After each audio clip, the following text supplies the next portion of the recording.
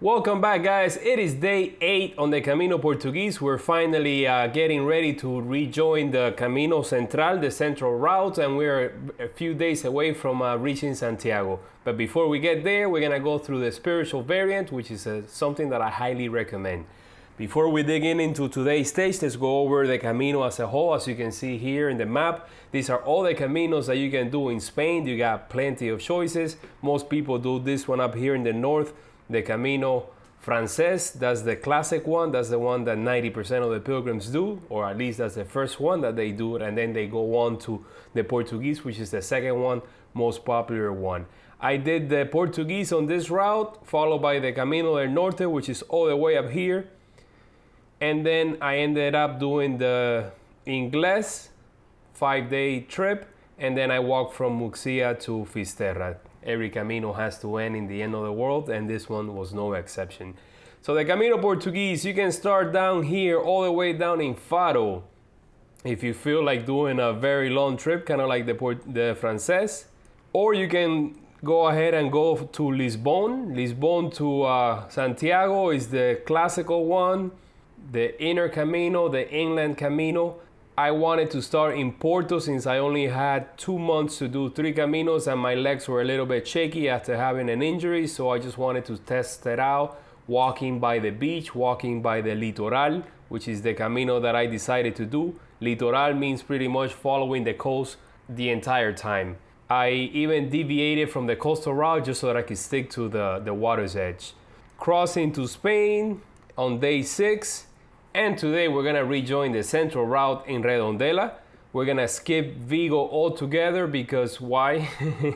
Because it is a major seaport town, and we just wanted to get to Redondela and gain some ground because Ramona and Niels, they had a plane to catch, so we had to catch up. I was a day behind schedule, so I didn't have any complaint whatsoever.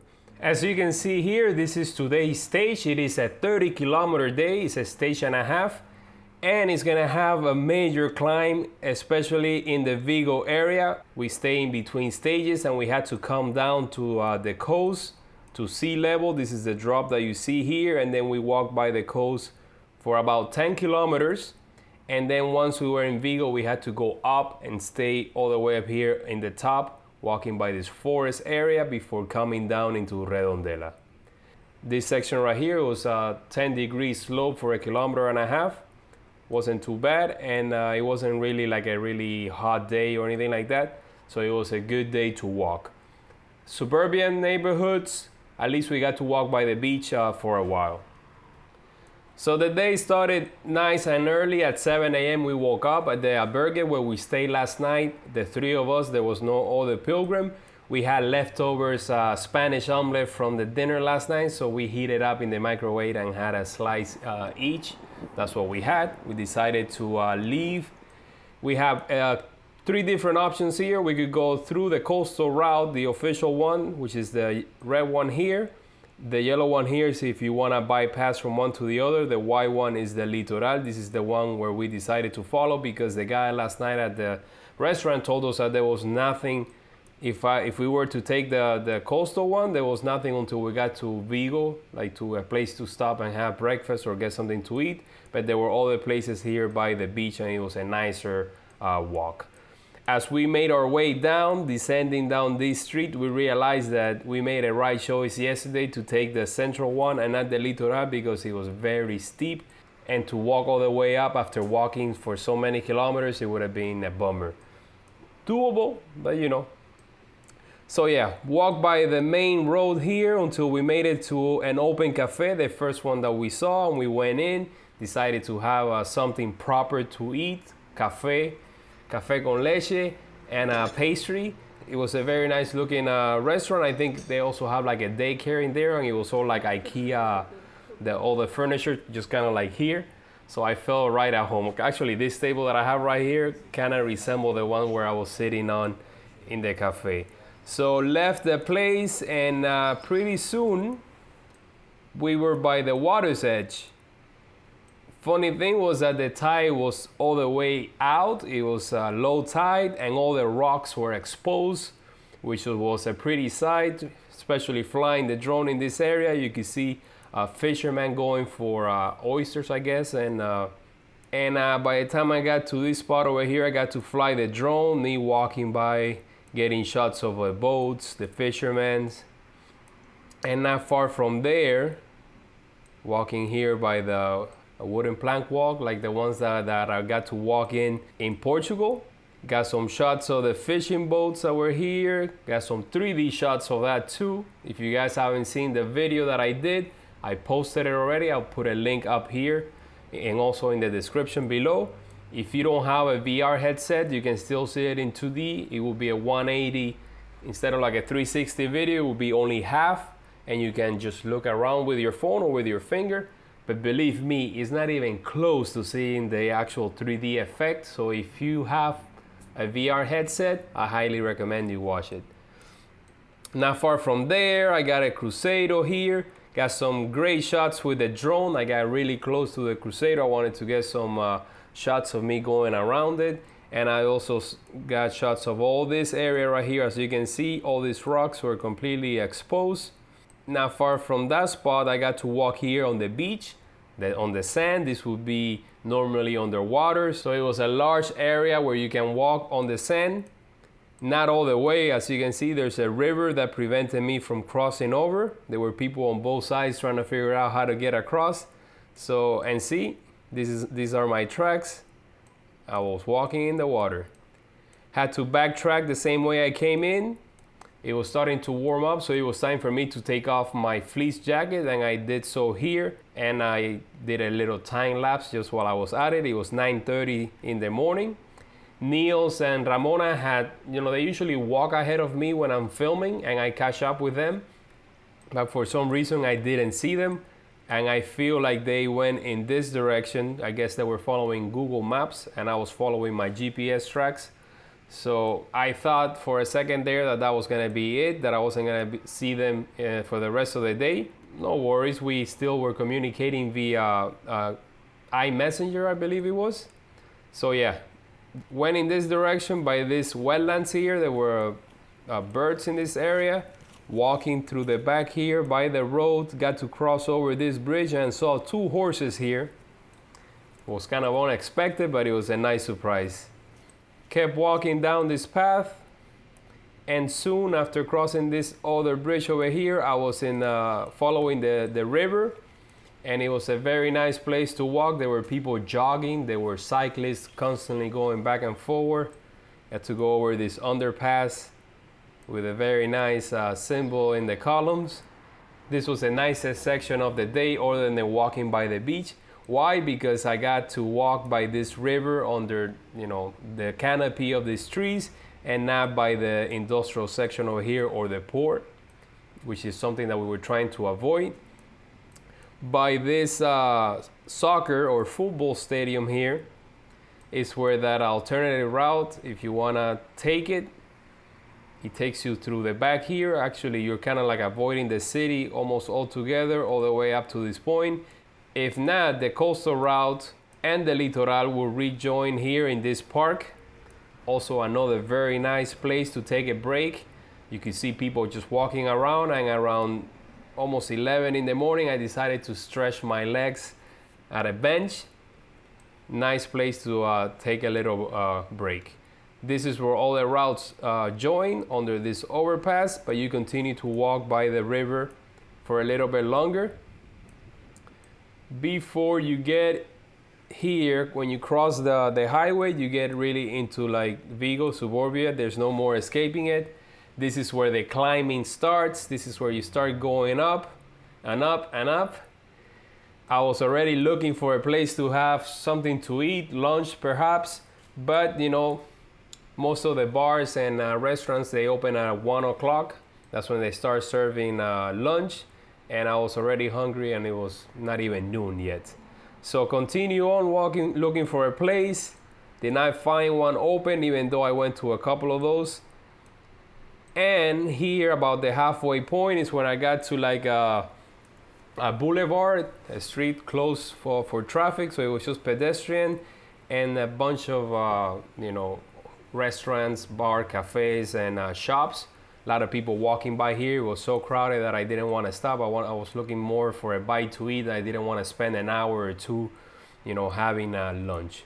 So yeah, decided to keep on going, but not far from there, just out of the blue, I saw a bakery and I decided to head in. I got like a ham and cheese sandwich in a way and a Pepsi. That was my lunch. It was 11:53 and not far from there, let's see where it is. Yeah, around here, another bar, and I decided to have a coffee break and sparkling water. This is where I was talking to Ramona and Niels. They had stopped to have lunch somewhere around here in this area. See, they were following Google Maps, trailing the water's edge. This is where all the hostels, as you can see, these are just a few. There are plenty of hotels that you can stay in this city, but these are the ones that are kind of like pilgrim friendly, the prices. They were in this area, they had lunch, and we decided to meet up around the Vigo Zoo, which, if I'm not mistaken, is somewhere up here. So as you can see here in my tracks, I got some drone shots from this corner over here. I had a clear view of the city, so I knew if I could fly the drone, I could see it all the way around. I could get shots of the port, looking back in every directions, and it would serve for me as establishing shots and cutaways during the edit. I got a text from Niels when I was around here. As you can see, I backtracked because we decided to meet up in this area. I sent them my location. There was a horse here, a white horse that kept me company. I stopped here at this bus stop, took a break, let my feet air out, and I also resupply sunscreen on my face because it was starting to warm up and the sun was kicking.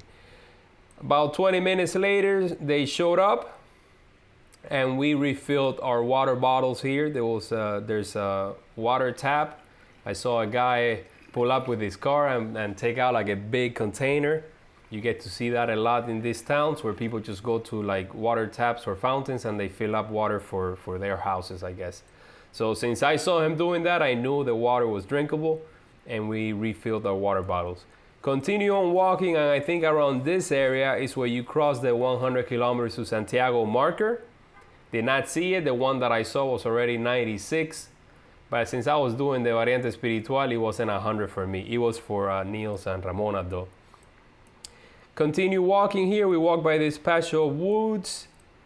Got to leave already the city center, still in the suburbia, but at least we already made the highest climb and we were walking on top. Amazing views of the bay over here. And then we got to this small waterfall, which caught us by surprise, a little stream. It was 2 o'clock in the afternoon. We were walking under the shade of the canopy over here. And on this side, I decided to fly the drone because I had a very nice view of this metal bridge on this side. I don't need much of an excuse to fly the drone. I also wanted to get shots of me kind of like leaving the city and entering this wooden area over here. From here, it was let's see, from this side, it was a downhill climb.